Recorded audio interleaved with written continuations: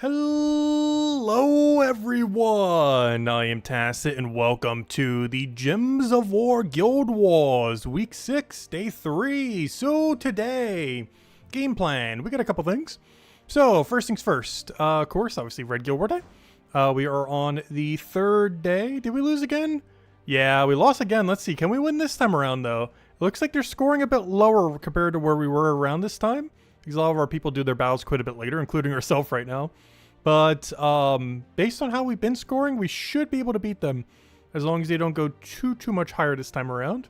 They're also only one rank above us and pretty much the same rating as us and everything, whereas the other two have been higher than us. So hopefully we'll be able to. Beyond that, what other game plan is there? Because obviously we'll do those battles. The other thing, oh yeah, I want to go check the thingy too, but the thing I want to go remember is we got the 1 hour booster for PvP. And I got to make sure we try not to overshoot this. I'll need to double check like before the final fight and the fight before that, see where we're at. Ideally, we want to get all of our Guild War fights in before we go do this. However, once we do, yeah, we're just going to use the hour booster and obviously go utilize that. Probably use it for PvP dailies, under Spire, and then just spam it on Explore 12, whatever the rest of the time is on it. Might even do it in the Orc location just so we can get some Orc kills for the current objective. Just in case we don't end up getting a bunch throughout the season. Though, we have plenty of time. It's only the first week. And, you know, we have plenty of time to go get it. However, still want to kind of poke it down as it's the only one you are not that likely to get done passively compared to all the other ones that are easily going to get done automatically without doing anything. So, yeah, we'll probably focus that there then. But anyways, let's go to Guild War. Oh yeah, we'll also be finishing up Underspire. We'll see all the dead end rooms, as we already finished the final room we needed for free battles. So now it's basically just a matter of scouting out the rest and getting our loot from the dead end rooms. Who knows, maybe we can finally get a Sentinel. We're only at 4 out of 6. So we've gotten like 3 repeats so far. Anyways, let's go do Red Guild War. Of course, this has been the easiest Guild Wars we've had so far. And this is an interesting layout. They're using, what, purple defend? No, this is red. Interesting, they're actually defending for red. We covered a video on this. Yeah, we covered it in the defend video thingy. I guess I'm going top. What is top then? Top. Trying to remember what was down there. Because the way I had it in the video, I had it in order of what they were. So that would have been tower, red defend. So that means orc, mech, and I think Rashka if I go top. It should be Rashka, mech, orc in that order. Rashka, mech, orc should be the 3 that we're up against if I counted that correctly. Oh, we're about to find out. But yeah, let's go do that. Let's go take out top half. Should be pretty straightforward, just running same Takshaka team we've been running. I'm going to keep it as double Takshaka instead of the Empower thing we were running earlier. I think it's fine like this. What are we running for the other thing? We're running extra blue mana, barrier. That's fine. We'll switch to Submerge if we end up needing on a given battle. Anyways, hello everyone! Hello Bill! Hello Tyrion! Hello Jets! Hello Cookie! Hello yeah! Hello Jesse! Hello Vanessa! Welcome! Hello Chad! Alright, let's get into it. But yeah, this Guild War has been so free compared to the other Guild Wars. It's actually insane. Like, I knew it would be a bit easier, but I didn't quite put into perspective exactly how much easier that would be compared to some of the other ones. Gosh, we've gotten a lot more power since then. Oh, win 10 Guild War battles. Wait, why did that trigger now? After 11 battles. I'm confused. We haven't lost. We did win. We have 11 here, right? How's that possible? I have 11 wins, but we just now hit 10 wins for the achievement. Maybe it wasn't working earlier? That is so weird. Like you can see right there, it says 11 wins, but we just got the 10 win achievement. Very strange. Maybe the first one doesn't count. Hello, Key Collier. Welcome. Yeah, that's strange. But yeah, that was one of the new achievements that came in. What was the other one? It was that, where are the other ones? They were in the patch notes thingy over here. Where are they? Right here. Yeah, it was win 25 quick battles in PvP, which we already did. Win 5 monolith battles, which is literally just do daily monoliths for 1 day. And then, of course, the win 10 Guild War battle that for whatever reason took me 11 wins to go get. But there we go. That's all the new achievements from the most recent patch. All pretty easy ones, of course. Alright, let's keep going. Anything I need to switch here? He's running Elementalists. I don't need Submerge for what he's running. He's just running a... I was going to say a high-level Glacia. No, it's only a level 4 Glacia. Interesting. Not quite sure why he's building entirely around Glacia for this. Essence of Evil still a threat. Beyond that, I don't know, is he running Submerge? No, he's not even running Submerge on Hero either. Yeah, it should be pretty free.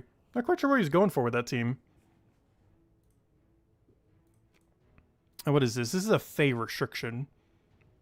Yeah, there's definitely some better things you could have made out of 4x Fey, but we'll still go for it. Leprechaun in front isn't necessarily wrong. There are some teams that do run it, but you have to have resummon for that to be worth it. You should never run first slot Leprechaun if you don't have resummon. But no, first slot Leprechaun isn't awful. You don't normally do it, but it's fine to do it depending on your team composition.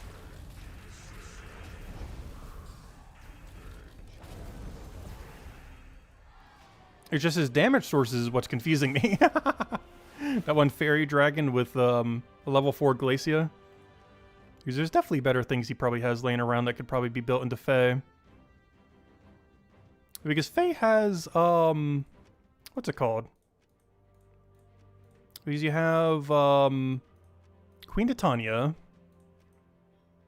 You don't have Beatrix. That would be Wild Folk. You have Miss Mother if you have it under higher rarity, same as Glacia. I mean, Mistralis, I mean. Queen Titania is a pretty good one. If you want to build more into Skulls, Tangobomb's pretty good. That works a little bit better for Elemental. You have a lot of Empower options. So you could have gone Leprechaun and another Empower into some other stuff. Yeah, I guess your damage sources are a little bit lacking. Because you can't really depend on Rowan unless you're offensively battling. Defensively, it's pretty bad.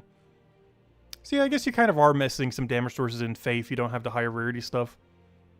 Because even under Legendary, it's still kind of higher rarity because you kind of need Queen Titania. Okay, so that makes sense then why they were using Glacia and everything. They probably just didn't have the better damage sources then. But anyways. Because yeah, Fey is kind of lacking in low rarity, good damage. All its good damage is high rarity, either Legend or Mythic. What do we have here? So this is a standard Elf team. So he's running non-Empower. Normally you run Empower in first slot on this team. He's using Tide Color, which means he has Submerge, but I have Curse, so it doesn't really matter that much. He is running the extra Submerge trait, right? Yeah, he is. Okay, that's a little bit concerning. But all I have to do is Dispel him once and we're fine. Bless first, then Dispel, and then we're good to go.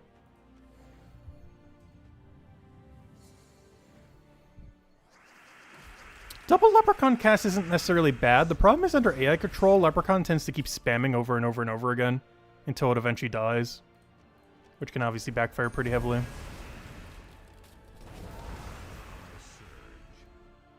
Alright, so obviously his hero's going to gain Submerge. He also gains Submerge per extra turn, though we're probably not going to let him do that. No extra turn for you. Alright, and that's match. Easy enough.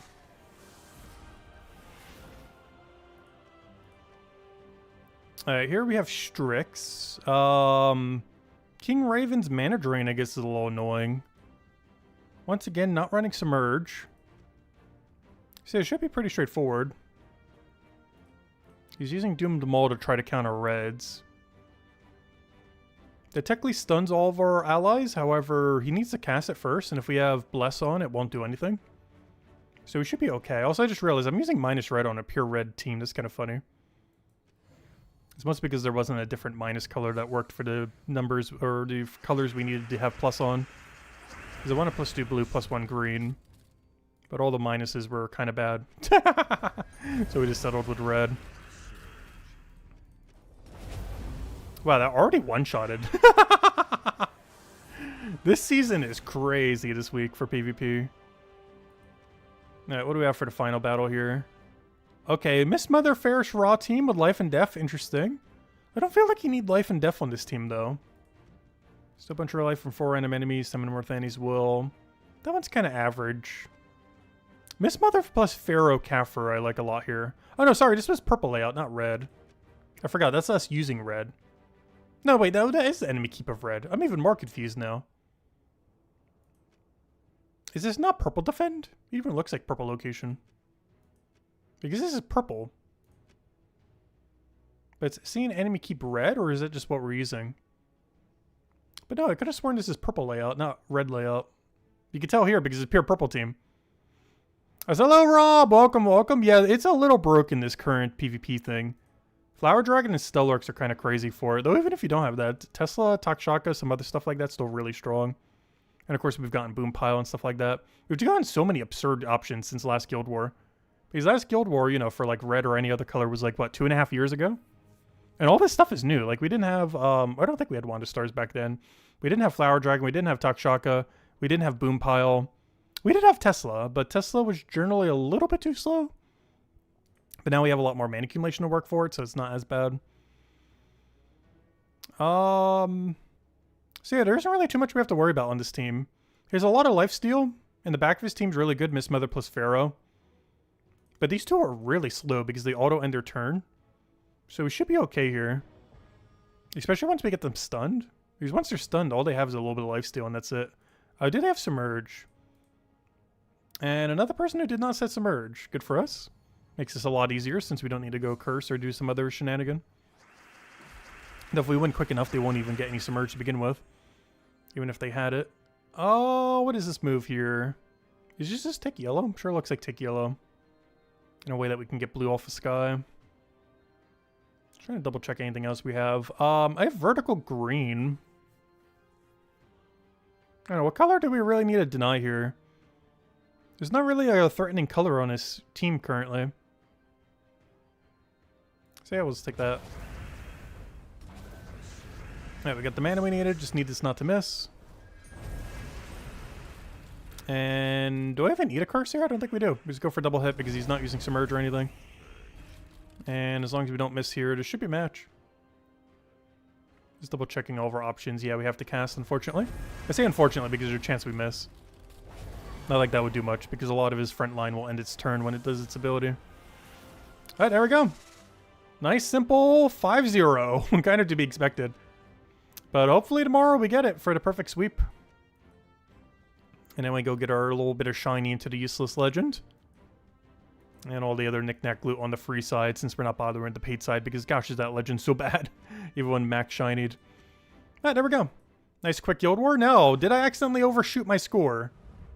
Because I forgot to go double check it before the other thing. Okay, good. We did not overshoot our score.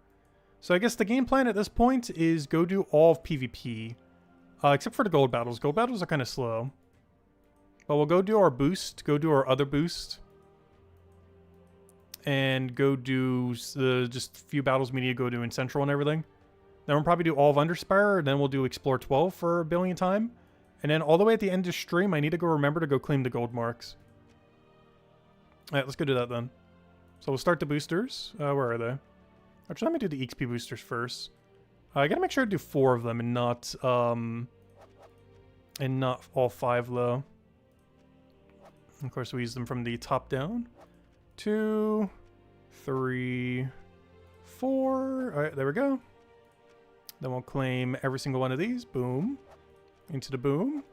There we go. Alright, let's get it rolling. Let's go get all of our boosters first. So let's go get our magic and spell reduction. And then after we get both of those, we'll go and clear out our central PvP just to get our 3 Valhawks. Now we'll do the all of Underspire with the boost. And then Explore 12 with the boost. Go to Green Restriction. Oh, is Green Restriction the elite one today? Or whatever it's called?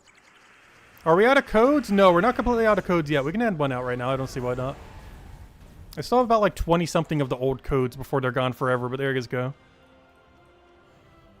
Enjoy them. We got them for like 2 to 3 more months at this rate. Like the rest of the year. And then we will run out of normal codes. Then we'll just have like the 1 monthly pet code or whatever else they do with the system in the future.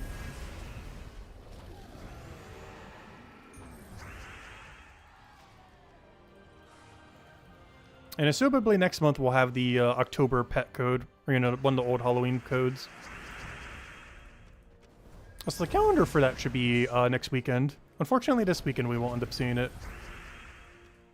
But next week's weekend and that following Monday's video, we should have the October calendar.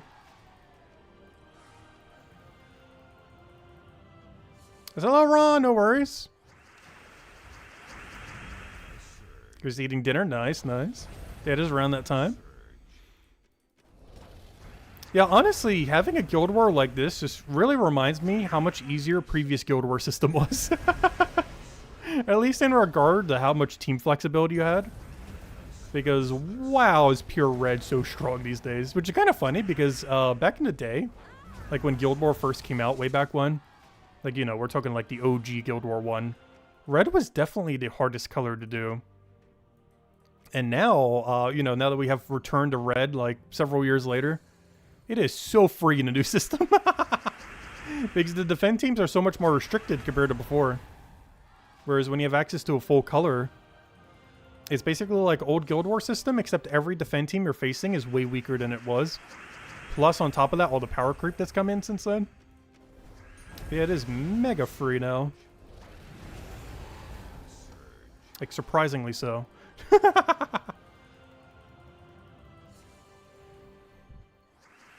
Well, let's see if we end up losing tomorrow. Though we're allowed to lose at least twice and still get all rewards, so it should be fine.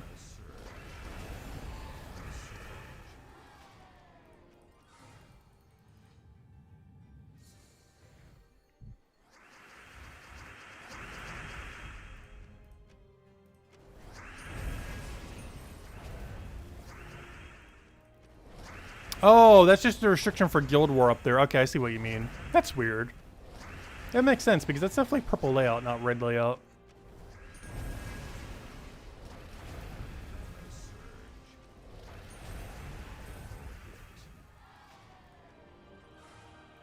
I just realized we had an Umbral Starstorm there. What? I forgot that's even a thing. There are a couple power gems that have a storm, like a natural storm. You only do it for a select handful of them, though. Because hello, Jamie! It also helps that none of the best weapons is banned from the defense side. That's true, too. Or that the best weapons are, like Wand of Stars. But that's the only weapon that's banned, though. Wand of Stars is banned and Stellarex is banned defensively. But you're still allowed to use Flower Dragon and any of the other really broken weapons. Alright, so we'll do our central battles here. Central battles for the 3 Valhawks. And then we'll head over to Underspire then. Because I want to save the gold battles for last, because those are going to take a bit longer than everything else. So I want to not do it while we're under the booster.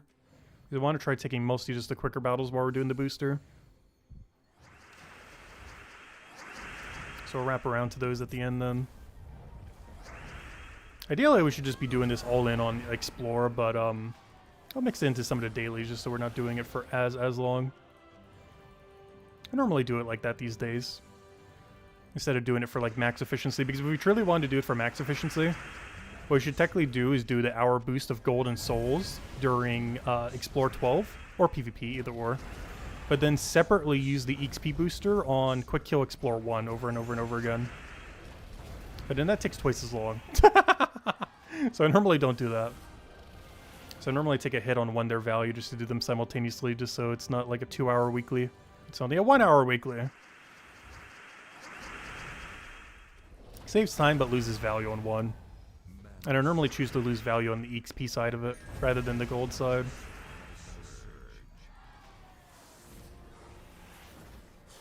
Since extra XP doesn't really do that much. Whereas extra gold is, you know, more support for herself and the entire guild. You wish there was an easy way to teach guild members that Wand of Stars isn't available on Guild War Defend.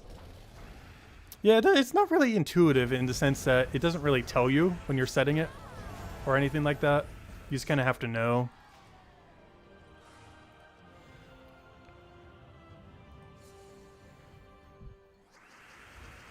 Like, especially for newer players, it's very easy to not know that.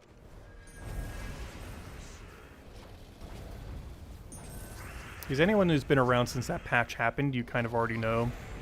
Because you were around when it initially happened and everything else and been dealing with it in PvP for a while. But otherwise, it's not particularly obvious that Stellarex and Wand of Stars get replaced defensively currently. And why Flower Dragon doesn't for some reason. It's probably the even more confusing part.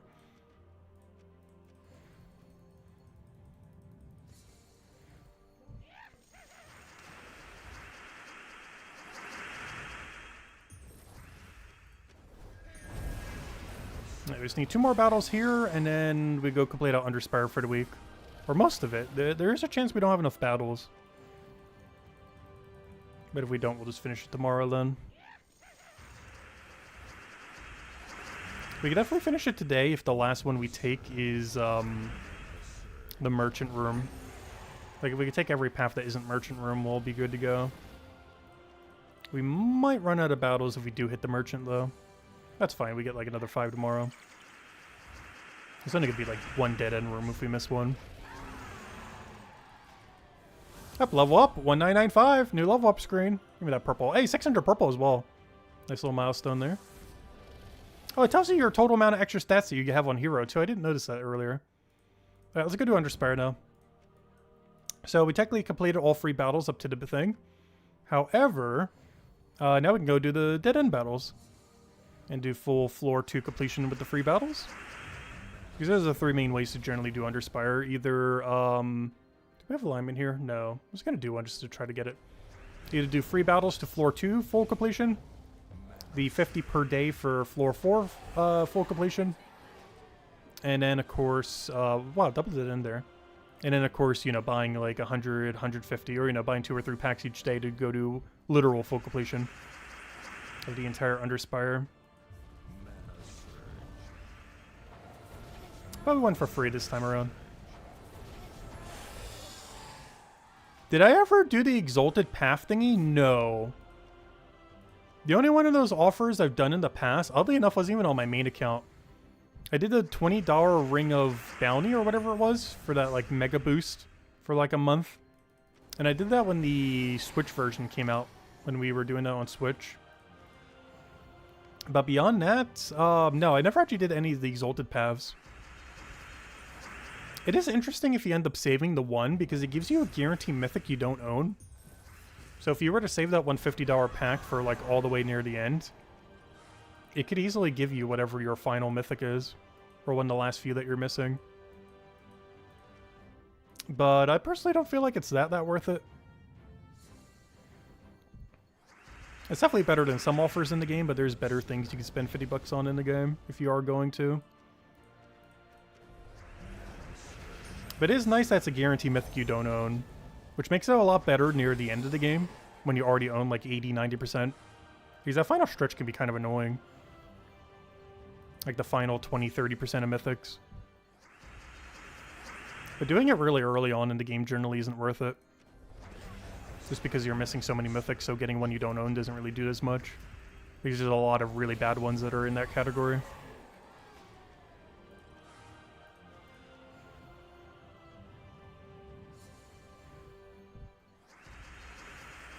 Yeah, that's the main reason I've been slowing down with doing like full completion Underspire. Because we were doing literally full completions for like half a year, almost a year. And we're still missing 2. Like, it is crazy how much you can get RNG'd off of them. I'm not sure why they made them so rare. Is that all of them? Oh, no, we have a double path over here. I was going to say. Because we haven't found Merchant Room yet. Alright, one of these leads to the room we need. One of them leads to Merchant. Hopefully we get the 50-50 correct. Otherwise, I think we run out of battles. Unless this is double dead end here, in which case we're good to go. Let's see what we get here. No, it says double dead end. Okay, well, that's completed then. That's Underspire completed. And now we can go spam Explore 12. And I'll do it at the Orc location so we can go get the monthly done. Or technically the 10 weekly, whatever you want to call it. The seasonally. Well, we can go get the seasonally done of killing a billion orcs. Using the booster thingy. Yep, there we go.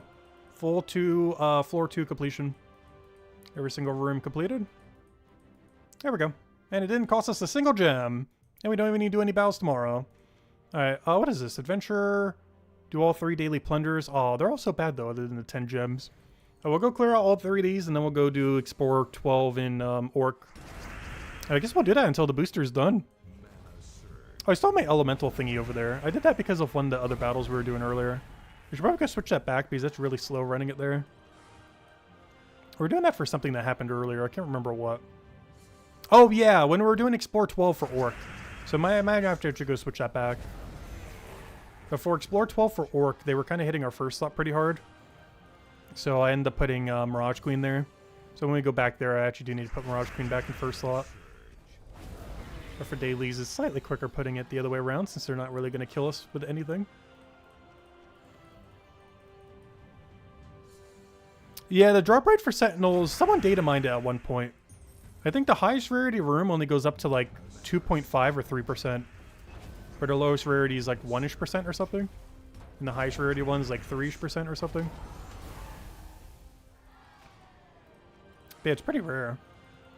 Because how many dead end rooms do you tend to find per week? Like if you do full completion, it's only like what, 12-ish?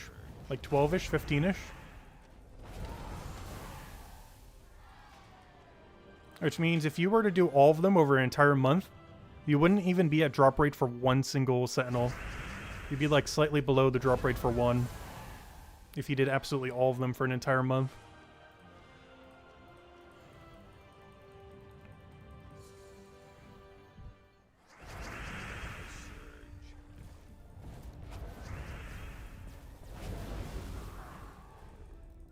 And of course you can get dupes for it as well. We did the math for it a while back. It takes about 1 year to complete it. Though, of course, you can be on the unluckier side, and we definitely were. But if you were to do absolutely all battles in Underspire, every week for a year is roughly on drop rate for all Sentinels. But that assumes you do it literally every week to full completion, including every dead end room that's in there, which can cost anywhere from 800 to like 1,300 gems a week.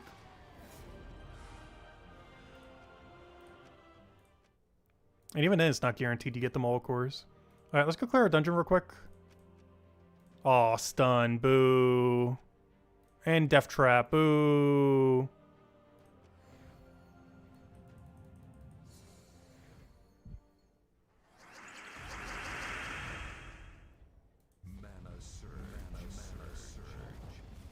Yeah, that's one thing that's really weird about PvP with the booster thingies. I'm not a big fan of. You can just skyrocket in rating out of nowhere because all those gold medal thingies and everything, those little icon things. I don't quite understand what they were going for with those. Also, how on earth did we just lose that hard? I guess the stun's not helping. It's really annoying that you just move up like literal tens of thousands in a single second.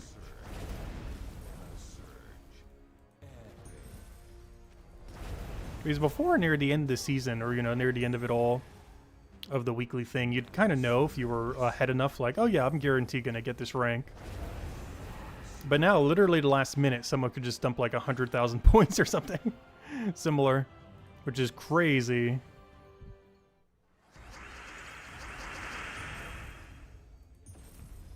Is one of the reasons why I also only tend to go for it in Ruby. I don't tend to do it in Diamond because for one, Diamond tends to do a lot higher. But also, Diamond's a lot more likely to go and spam a lot of those little metal thingies. So even if you were going for it, you could just lose it in seconds.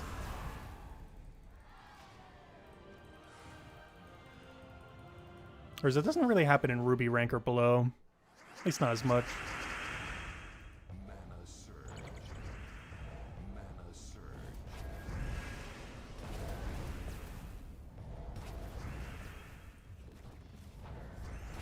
Hey, that first slot needs to stop dying. Do I need to go put Mirage Queen back in first slot? I'm going to do it right now because I need to anyways for when we go back to Orc.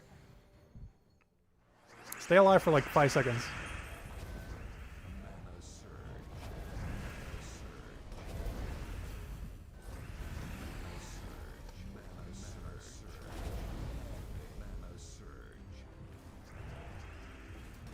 No! I did stay alive for 5 seconds. I need a little bit longer than that though, but there we go. Alright, now I guess we do Explore 12. And then I gotta remember in 43 minutes to go do, or 44 minutes to go do the gold battles in PvP. But for this time, I guess we'll use all the booster on Explore 12 and Orc. That way we can get good value from the gold booster. As well as, we need to kill Orcs anyways. For the current seasonal kill Orc goal.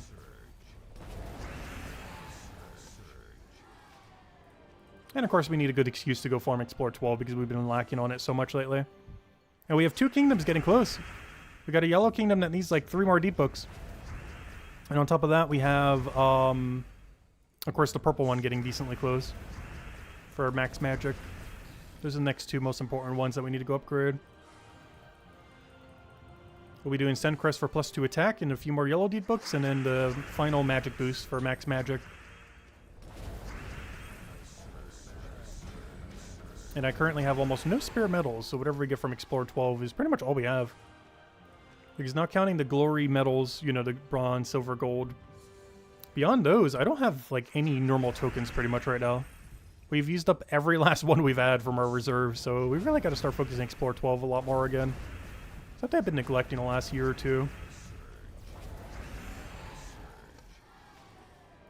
Well, we got to keep poking it here and there. Hopefully see at least 1 Mimic tonight. We should be able to with how much we're going to be doing.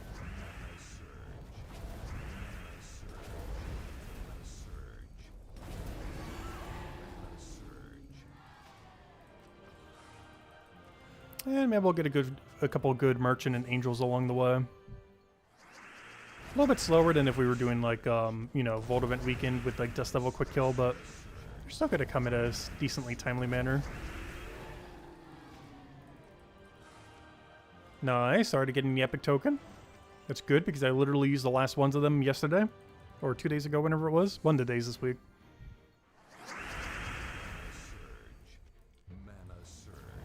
Oh yeah, it was on the first day of Guild War. Because I was upgrading our Ihi cattle. Because for whatever reason, my Ihi cattle wasn't upgraded to gold. Elite level for some reason. Obviously he just gains durability, but for some reason, even though he's a really good troop, I never bothered upgrading him. I finally did for this Guild War in case he would have died. I didn't use him today, but we're using him we're using the entire time for the first day and partially for the second day. At this point for Guild War, we kind of just switched to just all-in Takshaka build. Which is just as good as well. I just figured the 50% mana start into Empower would be better for some battles. But I kind of defaulted back to just feed Takshaka into Flower Dragon build.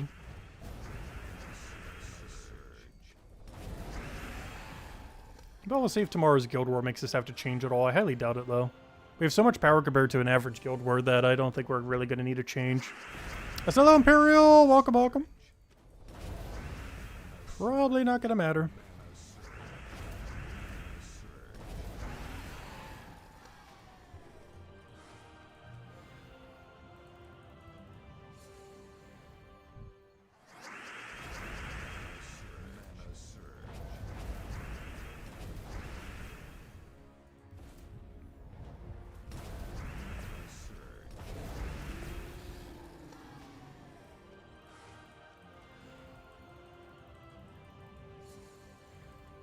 At this point, we'll do this for like half an hour or however long our booster is. And then clean up on PvP Gold Mark battles then. And it should basically be every weekly and daily completed then. The only other weekly we'd have to do is obviously Guild War tomorrow. Then of course we'll go over all the weekly spoilers, I guess. I don't think anything particularly big's happening next week though. There's another one of those downtime weeks. We basically had 2 of those this month. 2 weeks where not much is really happening. Okay, the biggest thing all next week, I believe, is Bounty Hunter new troop on Friday with just Bounty Hunter in general. But beyond that, it's a pretty normal week. I guess the other big thing is at the end of the week, we finally get the October calendar, so we kind of know where everything is. Next week is Miss a Skill, so people can spam event chests for Takshaka. That is true. How many mythics are in Miss a Skills these days? Is it 3 or 4 in drop table? Because if it's 4, that's 1 in 4,000 chance is not ideal. It's pretty rare. Because if you want to double Takshaka, that's like 8,000 event keys then, roughly. Like, that's not a small amount. Like, we could do that like 3 times over, but obviously most people don't have a reserve that huge. Like, 8,000 event keys is a lot of event keys.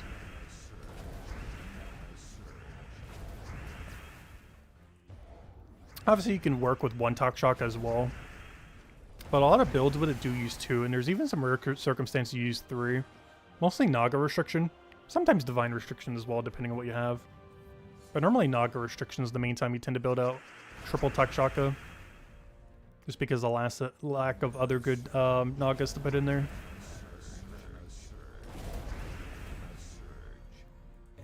I should have taken that down.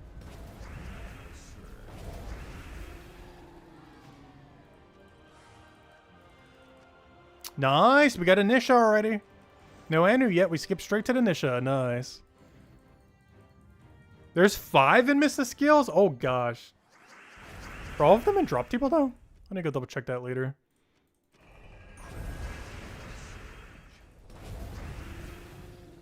He's one of those, might be one of those weird mythic sets not in drop table, I believe. Like one of those diamond only mythics. There's like a whole nother category of mythic now. As well as legends. The ones that are only in Soulforge. As all the old PvP legends and mythics are only in Soulforge for diamonds. You cannot get them through any other key system. Or any key system at all. And I'm pretty sure one of the things for Mrs. Skills was that... I can't remember if it was a legend or a mythic though.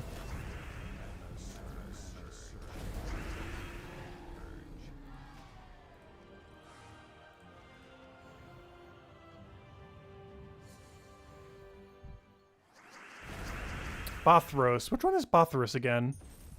Is that the one from the most recent season pass? Because if that's so, he's probably not in drop table yet. Or am I thinking of a different one?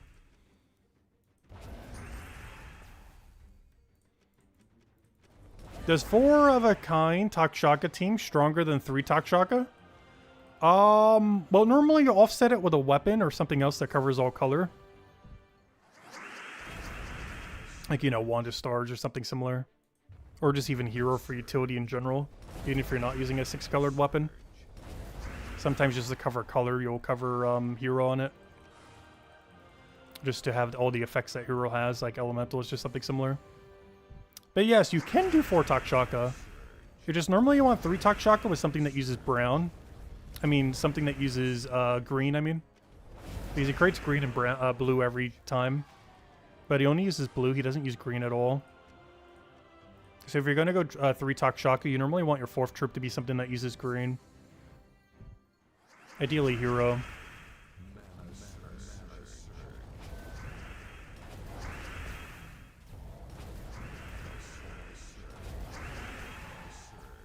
Which is why you pretty much never run 4 Takshaka. Like, you technically could. I would say the biggest issue with 4 Takshaka is it's really bad against stun. Slightly bad against freeze as well. But stun in particular is very detrimental for Takshaka build.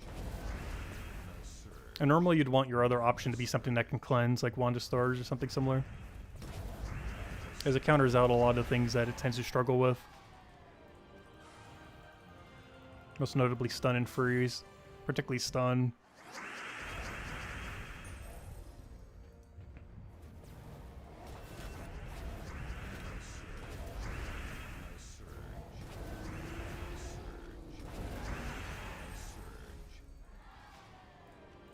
Also, oddly enough, Beatrix is a really good option on a team like that. There's very few times you could do it color restriction-wise, though. Well, you can only do it for blue, but I mean like troop type-wise, because they don't have any overlap troop type-wise. But like Wand of Stars, Beatrix, double Takshaka or something similar is pretty solid. For that double true damage synergy.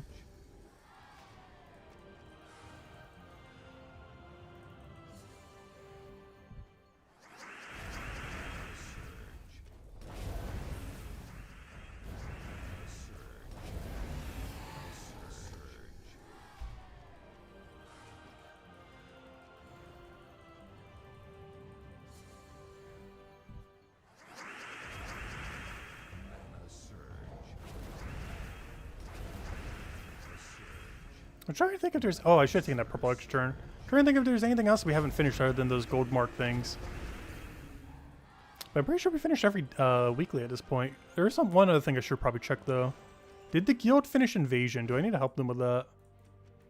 I do. Also, if anyone wants to join the guild, I believe we do have a spot left.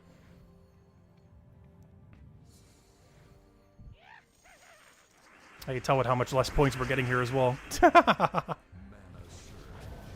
Yeah, I'm gonna go clear through these real quick. These are gonna be a little bit slower, but that's fine. Gotta go help out the guild.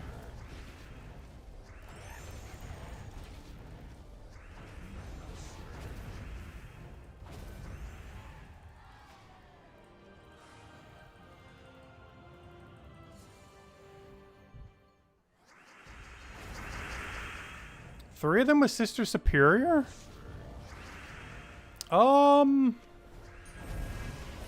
I guess you could do that.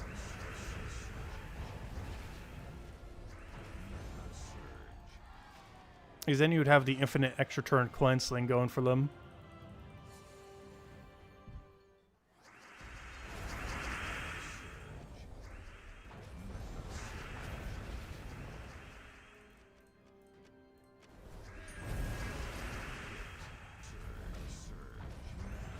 Because that's double divine, isn't it? You could run that for divine, I believe. Because she's obviously divine, and I'm pretty sure, obviously, Tuck is also divine. So yeah, you could run it for divine build. You wouldn't want to put Sister Superior in first slot, though. You'd likely want to put her in, like, second slot in a team like that. Because you don't want her in first because she's so flimsy. They also don't want her all the way in the back because it's not important to keep her alive. At least not that long.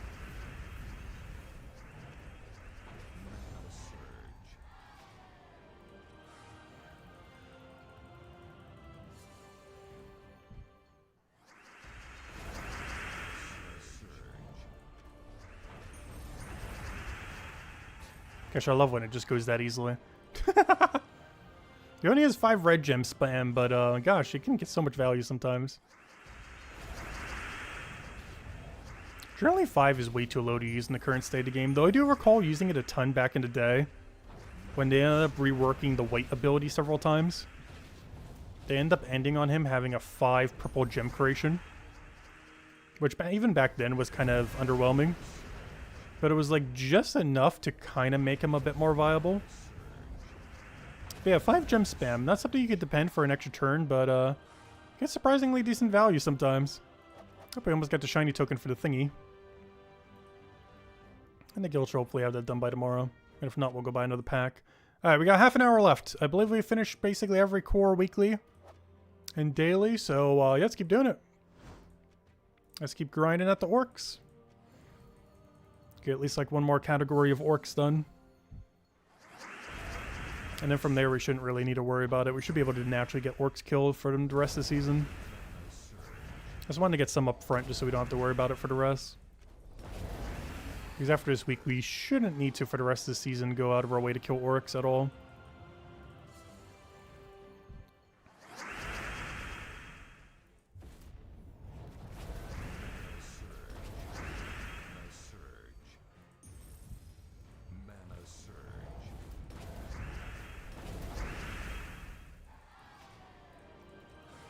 Still kind of annoying having a Mirage Queen there, though. It's just the second we don't do that, they're going to kill us on turn 1 instantly with double skull or something. Or Empower Skull or some other weird shenanigan. But it's making every battle slower, which is kind of unfortunate. Not by like a huge amount, but enough that it's definitely winning several times less per hour.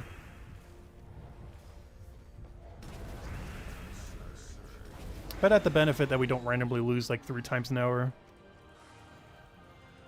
Because this team does basically nothing the second Flower Dragon dies. Oh, so we could have cascaded red into the thing. That's the only problem with the current mana accumulation in the game. It is so quick that it's normally better just to do an instant move than it is to do a good move. Like, you're almost encouraged to take a bad move. Because you get way better value just from instantly taking a move rather than doing a really thoughtful move. It's an issue that Volts have as well. Like whenever you do a treasure hunt. Ever since they added 4 times speed, it has been more viable just to kind of rush through them a bit rather than like super thinking out every move. And similar has happened with the really big mana accumulator things that do it per turn. Like Pharaoh, Takshaka, Boom Pile, stuff like that. where they highly encourage you just to take a move immediately rather than taking a good move. Unless you're in like a really hard game mode, like, you know, PvP or something. But otherwise, you pretty much just want to take something absolutely immediately. Why not Essentia over Mirage for Yellowstorm? Oh yeah, true. We could be doing that. It actually would help quite a bit, wouldn't it? I guess I was kind of doing Mirage to get rid of Submerge. But this context, we don't need it for that. Because normally Mirage Queen would be used as a Submerge counter in any given situation because Curse. But yeah, we don't need that for what we're currently doing. So, yeah, we could put that there. Since we don't need Submerge counter. But that's the main reason why it's normally on the team. Because otherwise we have no way to counter it with this team. It's just not true. He creates Curse Gems. I guess we could always just have him cast once and do that too. And not need the Mirage Queen cast. Because Pharaoh will just Curse Gem the entire team then.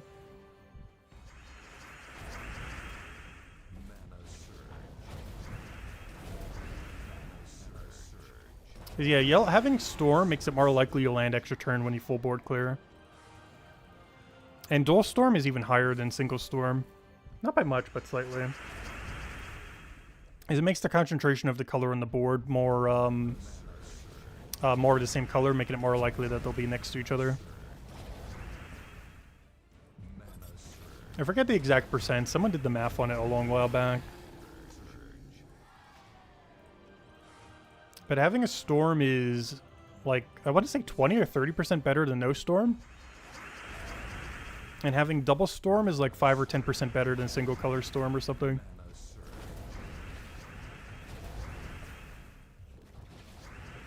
Though it's really hard to fit a double Storm onto most teams.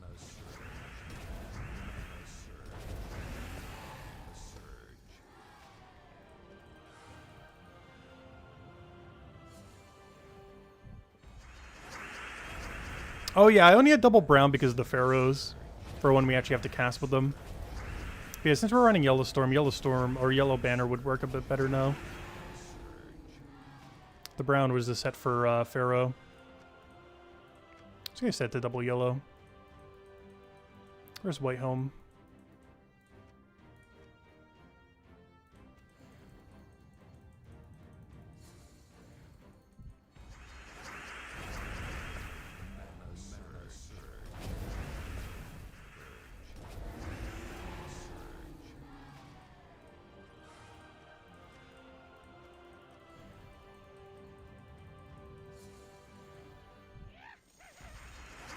You'll join Isabel's guild after next Monday. Nice, nice.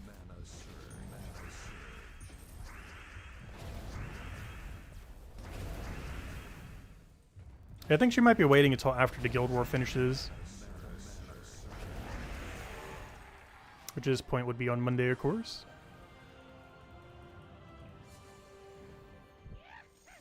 Because anyone who gets in now wouldn't even be able to partake in Guild War. Also, it's best just to wait for Guild War to conclude. So that people actually get the rewards from Guild War and everything. Because I believe if you switch midway through, you don't get any.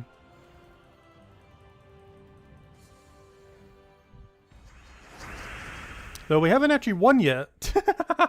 We should be able to today, hopefully. Maybe tomorrow.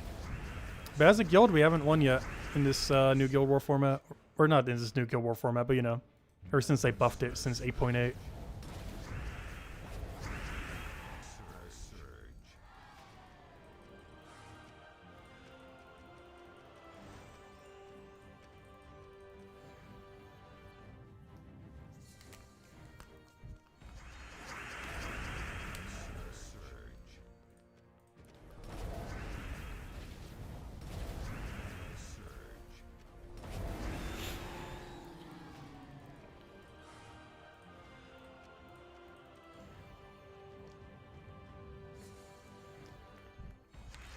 Good old hydration.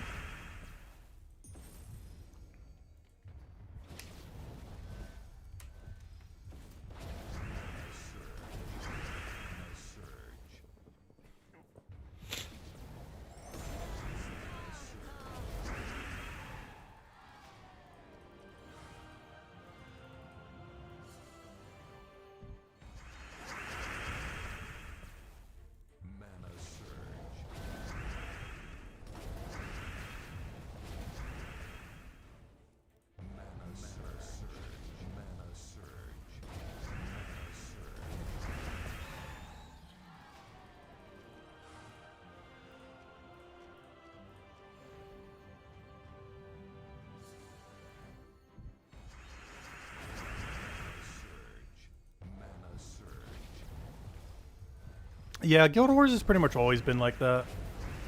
Like, you can't really switch guilds during a Guild War. Like, you can, but it's basically like you're not even there until the following week anyways. So normally it's best to do it right after a Guild War. It's also why recruitment for guilds tends to be the highest right before a Guild War. Like, if you're ever trying to get into a guild, the best time to do so is like right before or right after a Guild War.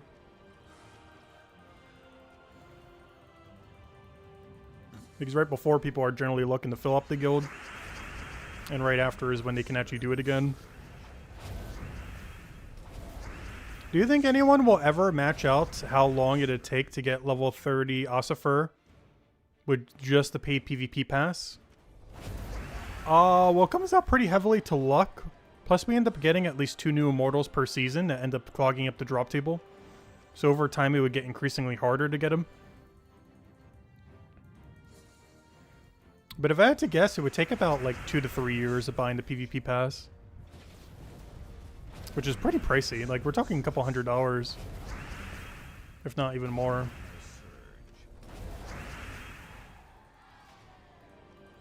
Because it comes out to what, $1.50 a week? With no downtime.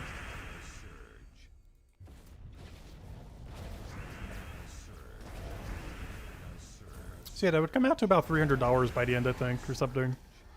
To get max Ossifer.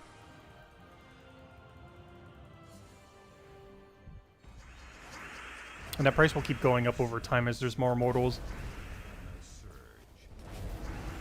And that's just a guesstimation. That it could actually be even higher than that. What's the third trait on Ossifer? It's really broken. It's 4 times Curse Stun. It's one of the few that are like absurdly, like questionably too strong. But yeah, 4 times Curse Stun on Ossifer is what he gets at the end. Like, he instantly goes from being a good troop to like top 5 in the game the second you get him maxed out. I believe 0 people in the whole game have him maxed at the moment though. Even if you max buy everything that you've been able to try to get him. Just because it's pure luck days. But it takes a while to get him. Or any of them upgraded. Other than whatever the focus one is. But he's never been targetable in that way. Like, you target him with like the super burning chest thingies, but he's never been like the featured immortal of a given season, which are generally the easiest ones to go get max. They've been making the focused one a lot weaker lately for some reason. Like, whatever one you can get is the really easy one to upgrade. They keep putting the stronger one as the one that is like near impossible to get upgraded.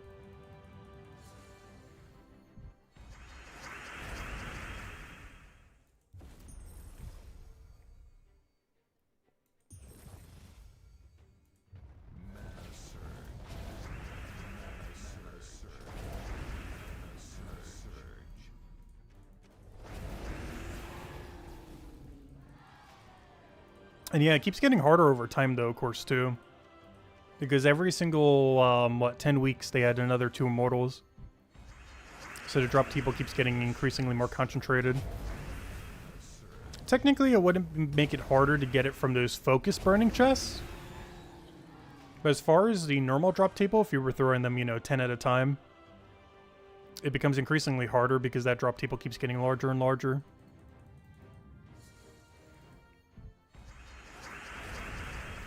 But whatever the math is for doing it through burning chests, which I'm not sure what it is, like the bigger ones that are targetable, that would be consistent over time.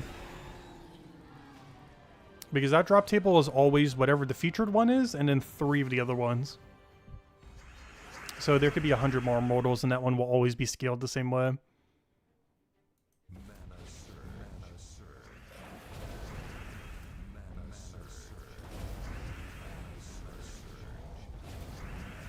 It's one of the reasons why the value of that drop table isn't as good at the moment, but will be later down the line. The 25 burning mark chest thingies. The epic burning chests, or whatever they're called.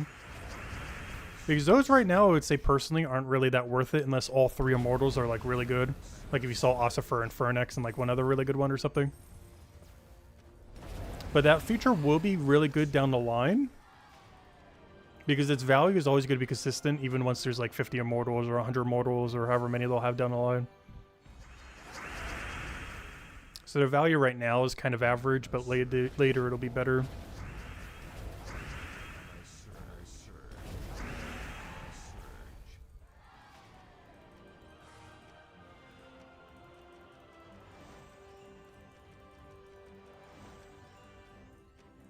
It's definitely a system I would like to see them tweak a little bit over time. What a system I wish they would have that they still haven't yet is the pet system. It's a really dated system from like 2017 that has been needing a rework since like 2020 and is 2025 with no rework. Soon to be 2026 by the time they actually do something with it, if they even do something next year with it.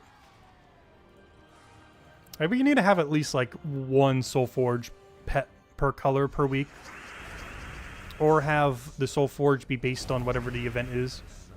Like if it's a Karkaroth event, have a bunch of Karkaroth pets there.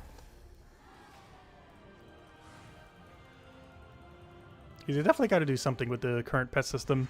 The drop table has just gotten so overly filled with junk.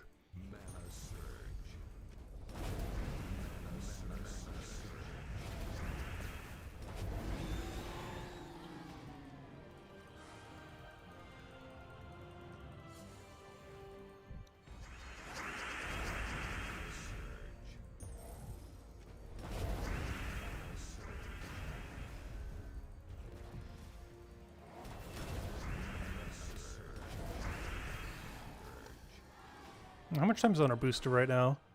We got a solid 16 minutes. And then we'll go do our PvP thingy. Or we could technically do it with the booster, it wouldn't really matter too much. The only reason I wasn't doing it with the booster earlier is I gotta go make the team and the battle is gonna be a little longer.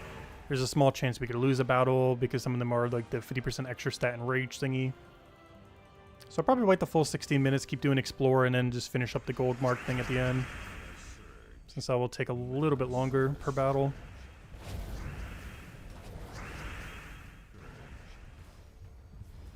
Yeah, that's something that they've definitely lacked doing, that they actually did quite a bit in the earlier days of Gems of War, but they've definitely kind of stopped pretty much since Pandemic. Oh, nice, Mimic.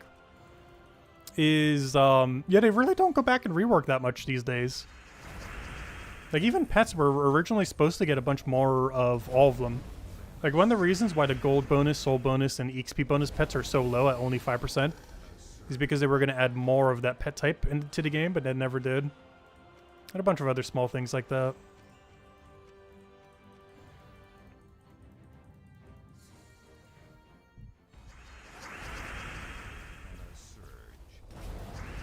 Soulforge was something else that was also going to get expanded multiple times. But it's only really ever gotten one major update when they added the curse rune stuff and everything else to Soulforge and expanded a leveling system to it. But aside from that one update, it never really got that much.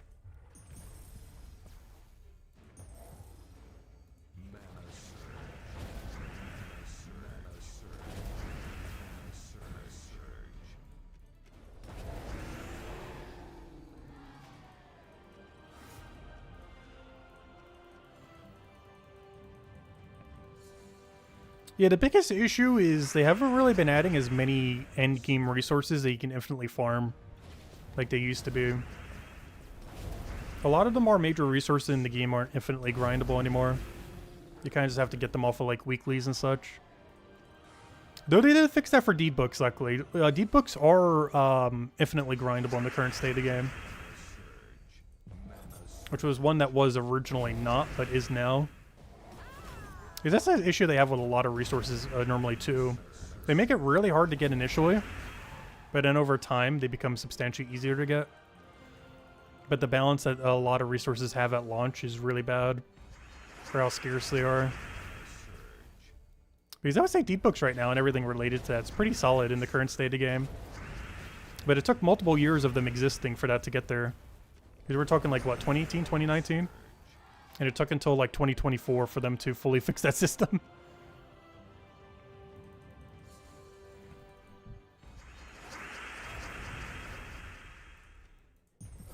Which is like 7 years. So it's fine now, but it took them like 7 years to get there.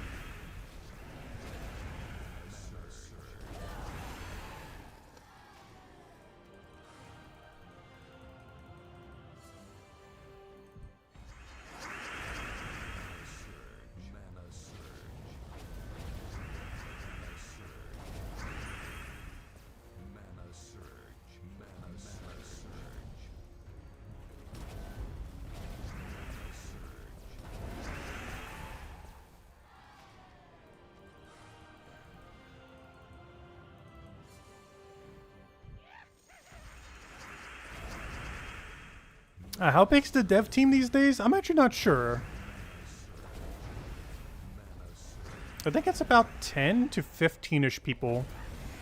But it could be slightly smaller than that.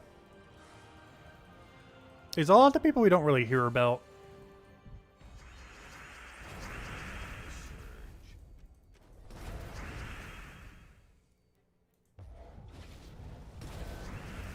Oh, so some of them are working on multiple games at once as well.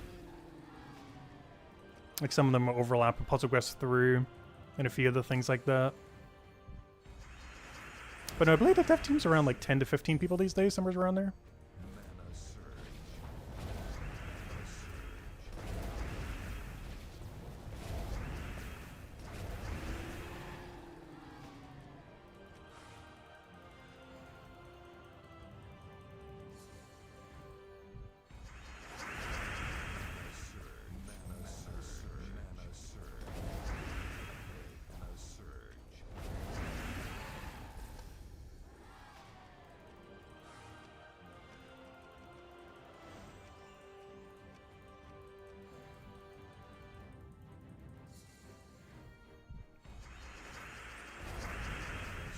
Yeah, I'm kind of really disappointed they never added more medals as well. I really thought that'd be a system they would add at least like a few more to every now and then. I'm actually really surprised they never did with that system. Because medals have been out since, what, November of 2019? Or October of 2019, actually. And aside from the Medal of Seasons, which is basically just a better Arania medal, we have never once actually received a new medal.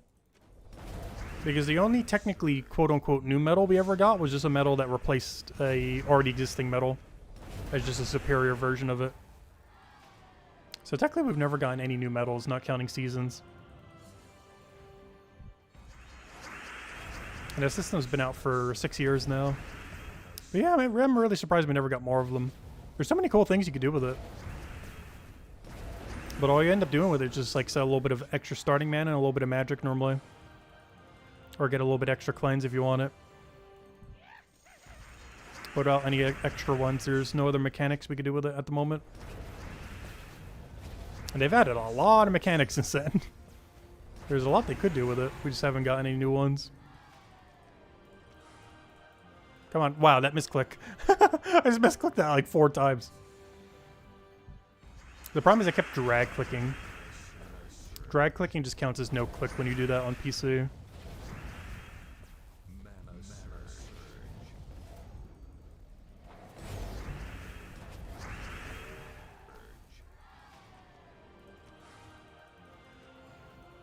Yeah, I would love to see new medals. Even if we have to go grind them out and explore 12 and everything. And they could still monetize it pretty well too.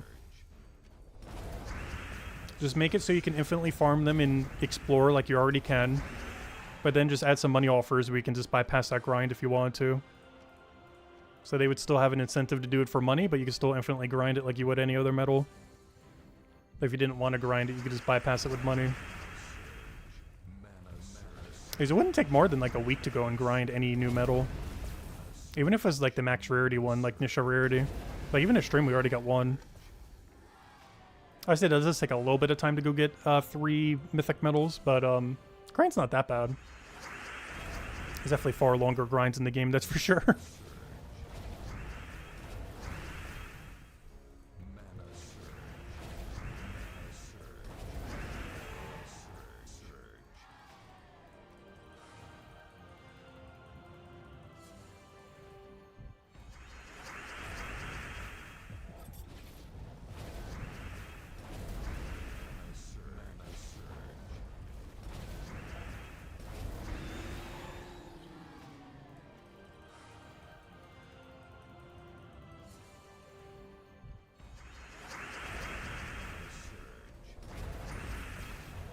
And if something like that coincided with an expansion to Explore levels could be kind of cool as well.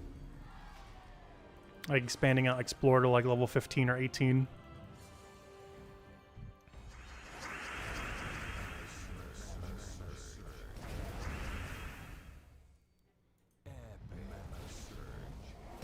Because compared to when the system was made, power creep has hit very hard since then. Like, these battles were actually somewhat challenging back when Explore 12 first came out. But nowadays, they're kind of a joke. Compared to how much power creep we've gotten in like 5-6 years.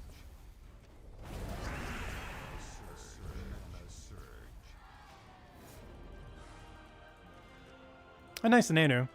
Oh, we got at least one of every medal now. Tonight.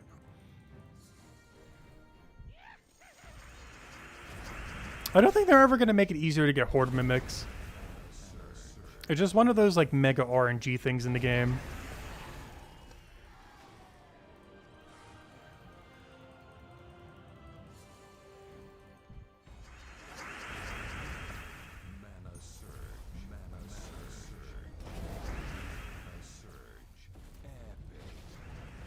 Because, yeah, Mimic is currently one of the more luck-based grinds in the game that actually have a achievement related to it.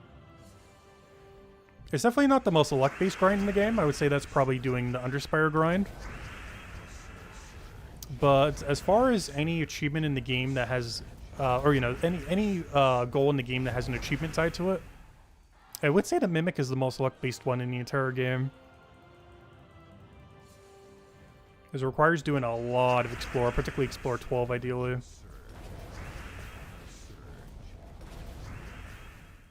And you can easily go months or even potentially years of it without getting one, depending on how much you're doing Explore 12.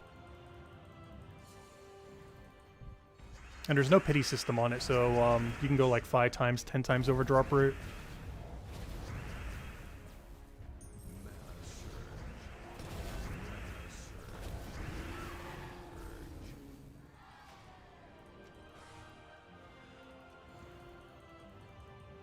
Yeah, when it first came out, it took us about a month of power grinding Explore to get it done. Which wasn't that bad. Then we got our second one by like the 3rd or 4th month. And now it's been like 3 or 4 years and I still haven't seen a third. Nice! 2 Nishas tonight. It is our second Nisha.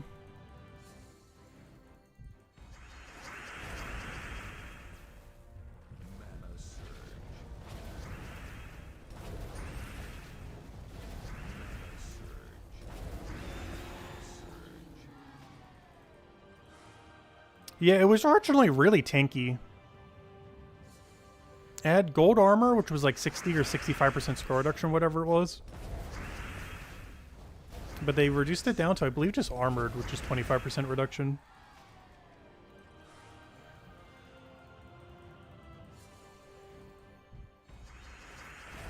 It was never viable even when it did have that, though. And I think the main reason they removed it is just so the battle wouldn't be as annoying if you were doing a skill spam team.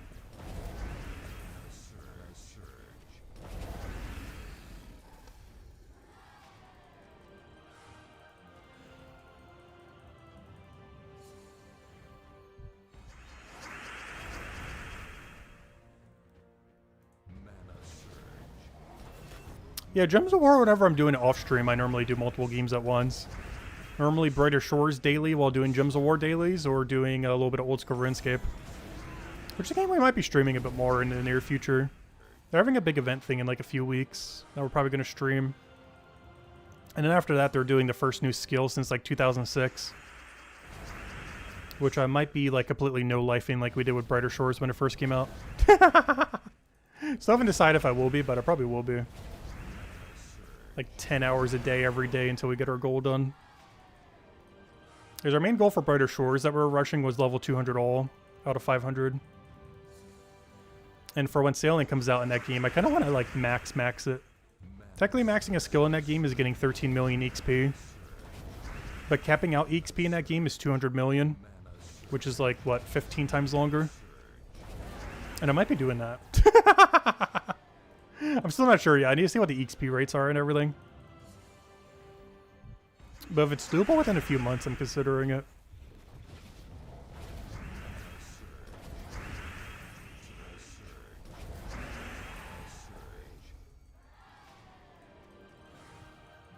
Oh, so speaking of Mimic, they actually made their Mimic have a pity system. Getting a Mimic in that game was also super annoying. But they added a pity system to it about a month ago. So you're guaranteed to get it after X number of tries if you go dry enough on it.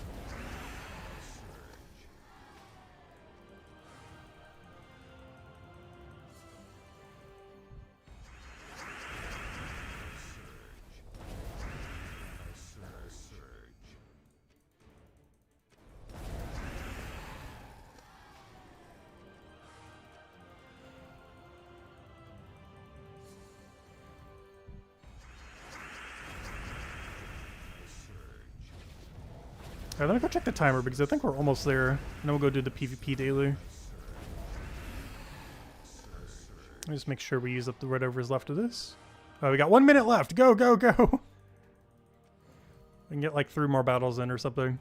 Maybe 4. And then we'll grab Tribute real quick because that seems to be flashing. Which makes sense, it's been an hour. And then we'll go clean up PvP then. For like a third of a deed book. Definitely don't want to forget that. I definitely have forgotten to do it some days. Grab the gold mark battles or even forget to do the other battle, which makes it so you can't get the gold mark battles the following day.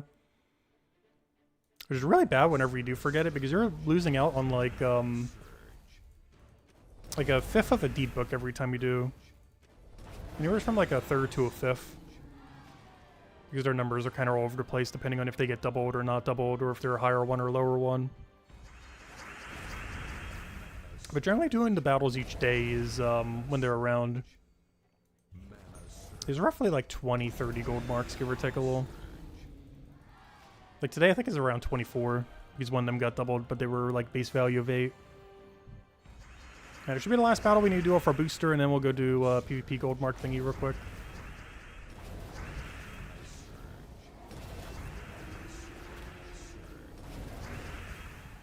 And that should be the last thing we need to go wrap up. Tribute's ready. Nothing we can do in 20 seconds. Alright, let's go do the 2 thingies then. We got Construct and I think Elf was the other one. Yeah, Elf for 16 and Construct for 8. Let's go do them real quick. And that's 1/4 of a deed book right there. So this one we already have the team for, so let's go do this one first. And then we'll go build an Elf team. Elf is going to be very slow, especially with double stats. That's the reason I didn't want to do it with the booster. Because not only do we need to make a team for it, but the battles will be really slow. Excuse me. And there's a chance we could actually lose the battle. Because they have 50% extra stats, so they're going to hit pretty hard. But if anyone still has any other questions, anyone want me to go over any other things, let me know. Because once we clear these out, that'll probably be the last we need to do today. And then tomorrow will be the last of the cleanup, going over weekly spoilers and finishing up Guild Wars, all that good stuff. All the normal weeklies and everything. So there isn't really much we need to finish up tomorrow. Other than Guild War. Because we pretty much got it all done today.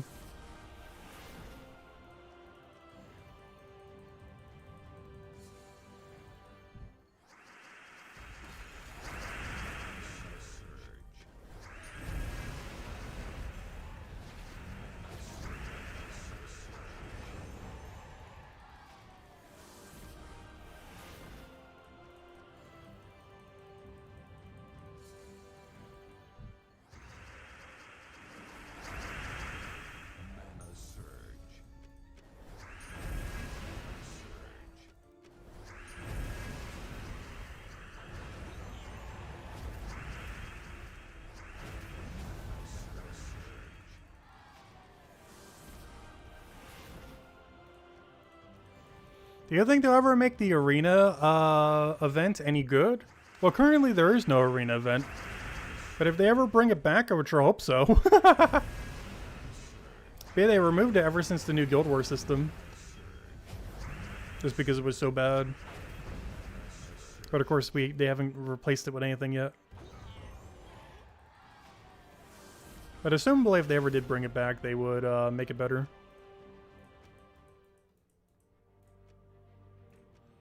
Alright, now for the annoying one. What on earth do I want to run for this?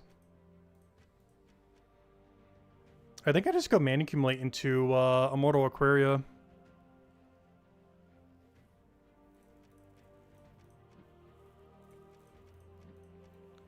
think just Immortal Aquaria option.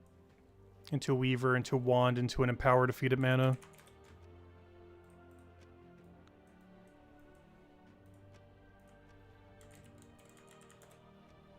What is that? Green? Yeah, we'll go green. Let's pure green as well. I'll roll with this. It should be fine.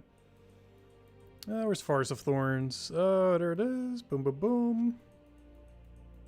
You know what? I'm kind of feeling Archer class because I actually don't... With the way that that hits, I don't actually need... It hits all enemies, but it hits all enemies in a way that doesn't count as AoE. So I don't need counter to Submerge. So I'm just going to go all in green and go Green Storm with Archer. But I guess we technically don't need Green Storm off of Archer since this will create green anyways. Or Green Storm, I mean.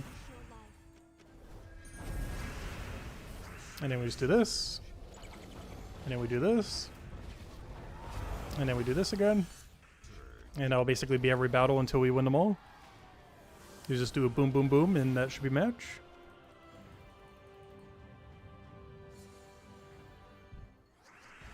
Yeah, if they run first slot stealthy like this, it's kind of annoying.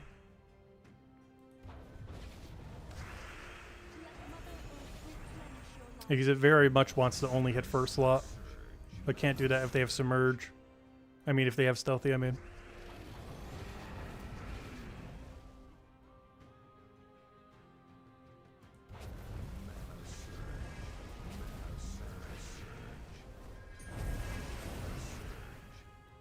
How do I go about this? I kind of need mana to go Weaver. So we can target him directly.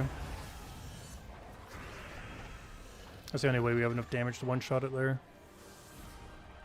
But I had to do it in that order, otherwise we wouldn't be able to hit past Stealthy. Luckily this thing chips down in like perfect range for this setup right here. Because Aquaria leaves everything just barely alive, which is normally annoying, but it's actually really good for Arachne Weaver. Because then you get to claim it for a bunch of mana. It's one of the few situations where it's actually kind of good that it doesn't get a kill.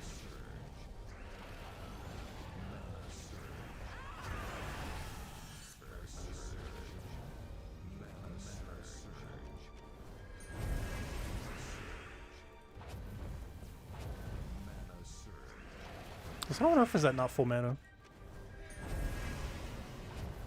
So watch him get it here and wipe us. Not impossible. I think he might have had enough damage there. Alright, 2 more to go. Luckily this one's really easy. You have one question. Why is Tacet the best? Thank you, Ron.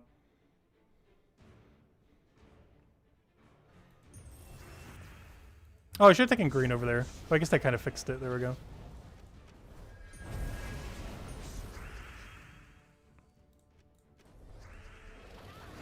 Nice, enough damage for the one shot. Alright, one more. What do we have? Oh, nice. Very free battle. I definitely want to be taking them because they have 50% extra stats, so we don't really want to have to deal with that if we take on like a harder fight. Because then that thing can pretty much just one-shot us as well. Alright, there we go. Speaking of one-shot. Easy. And I believe we have enough for a deep book as well. Let's go open it. PP, yep. Oh no, we have 2 deep books. When did we get all those gold marks from? We got a green. And we got a green. Double green. Ah, there we go. I believe that's everything.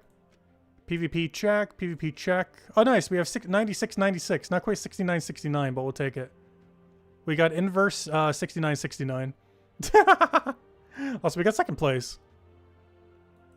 I might throw gold marks tomorrow to go take first. I'm not sure. But we'll definitely try to hold second. Like, if this guy moves up to, like, 15,000, we'll go past him with some gold mark thingies, I guess. As long as we make top 3. Because the difference between second and third is pretty much nothing. But we do get an extra 10 if we get all the way to first. I just don't feel like it's worth doing that many just to go get first, though. I don't know. We'll see where their numbers are tomorrow night. But for now, it's 96, 96. Anyways, guys, any other anythings? Otherwise, I think that is calling it there.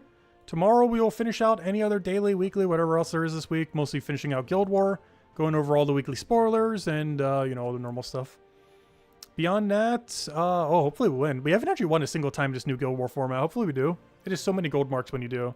Even with the lower amount, since we don't even have the full amount, it is still a really solid amount of gold marks.